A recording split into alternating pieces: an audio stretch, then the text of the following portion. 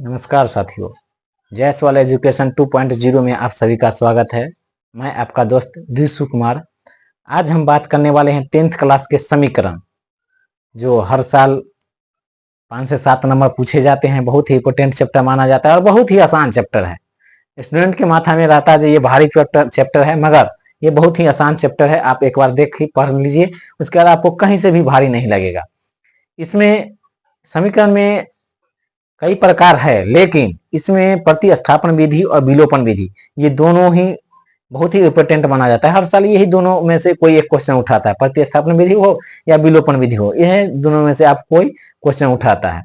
तो हम देखने वाले हैं आज दोनों विधि को हम देखने वाले हैं। आप लगातार वीडियो पर बने रहिएगा और देखते हैं। सबसे पहले हम विलोपन विधि से बनाते हैं, ये क्वेश्चन को विलोपन विधि से बनाते हैं, फिर इसी क्वेश्चन को हम प्रतिस्थापन विधि से बनाएंगे और देखिएगा आंसर सेम आएगा। चलिए हम चलते हैं, विलोपन विधि से बनाते हैं इस क्वेश्चन को। देखिए, सबसे पहले यहाँ पर देखना होता है जो y बराबर है या नहीं, x ये बराबर है या नहीं, कोई एक को बराबर करके काटना होता है, उसके बाद ही आपको x या y का मान निकलेगा। देखिए यहाँ पर कोई बराबर नहीं है। चलिए हम पहले y को बराबर करते हैं। अगर y को बराबर करते हैं तो आपको x का मान निकलेगा। y को हम बराबर करते हैं तो देखिए यहाँ पर y को बराबर करने के लिए आपका इस y का गुणांक को यहाँ से गुना किया जाता है और इस y का गुणांक को यहाँ से गुना किया जाता है। देखिए दो का y का ये गुणांक 2 है तो यहाँ पर 2 से गुना होगा। ये 4y का गुणांक कितना है, 4 है तो 4 से गुना होगा। अब क्या करेंगे, गुना करेंगे। 3 में 2 से गुना किए 6x हुआ, प्लस 4 में 2 से गुना किए 8y बराबर 10 में 2 से गुना किए 20 हो गया।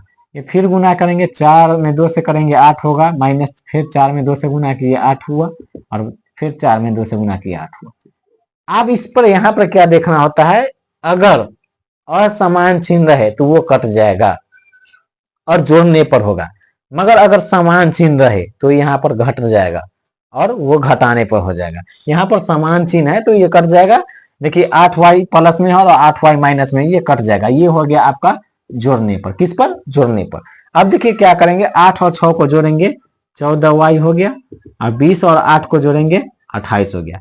इसलिए x बराबर क्या हो जाएगा, 28 अब बटे 14, कट गया 2 मरतबे, इसलिए x बराबर क्या हो गया 2।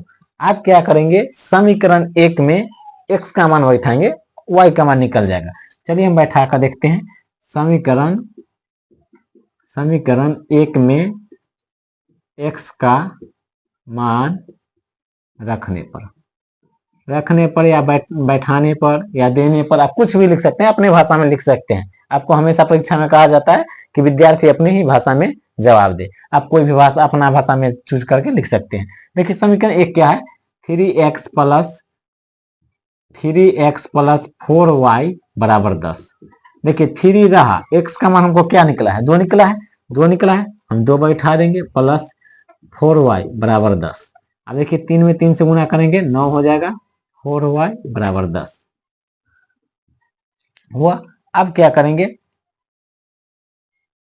नहीं, x का मान हमको क्या निकला है, 2 निकला है। क्या निकला है, 2, 3 दूना 6 हो जाएगा। अब देखिए 4y रहा, ये 10 रहा, ये 6 क्या में है, प्लस में है, बराबर किस पर जाएगा, क्या हो जाएगा, माइनस हो जाएगा, इसलिए यहाँ पर माइनस हो जाएगा।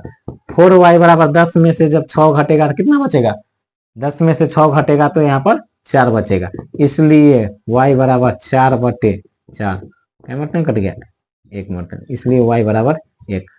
x का मान क्या निकल गया, 2 और y का मान 1। चलिए इसी प्रकार से हम आप इसको प्रतिस्थापन विधि से हल करके देखते हैं कि x का मान 2 और y का मान 1 आता है या नहीं। 1 मिनट।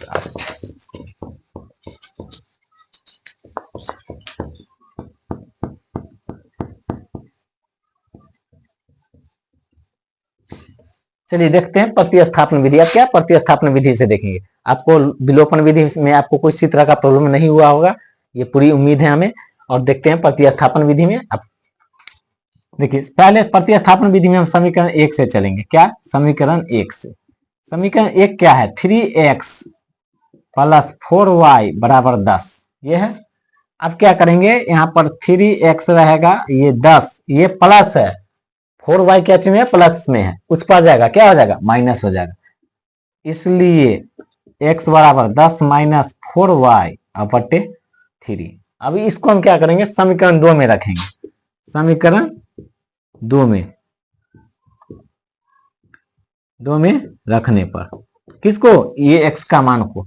समीकरण 2 क्या है, 2x माइनस 2y बराबर 2, ये है।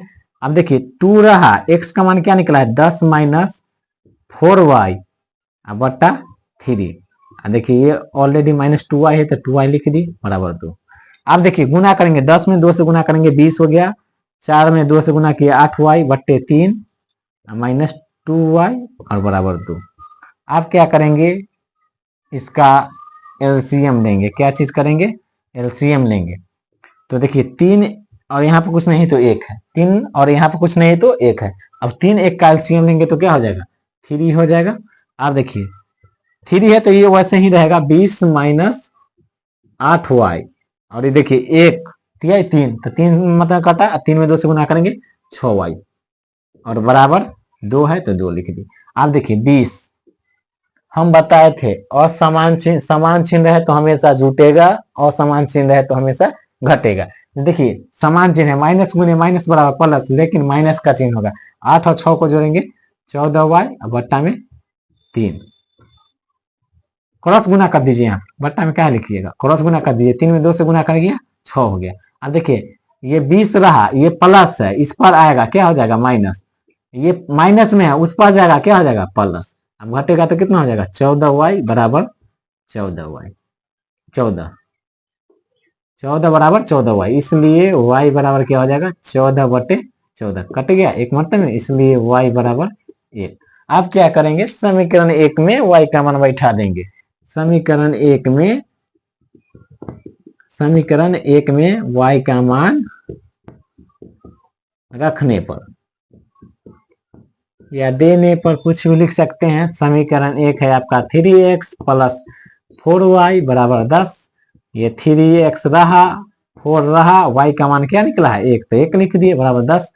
3x प्लस 4 बराबर 10, 3x रहा, ये 10 प्लस है माइनस प्लस 4 क्या चीज में है, प्लस में है, बराबर के उस पर जाएगा क्या हो जाएगा माइनस। 3x बराबर 6, ये कट गया 2 मरतबा में, इसलिए x बराबर 2। आपको देखिए एक y का मान 1 और x का मान 2।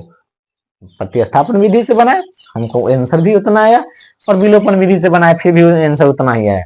आप लोग का कैसा लगा वीडियो जरूर कमेंट करें और बताएं। नमस्कार।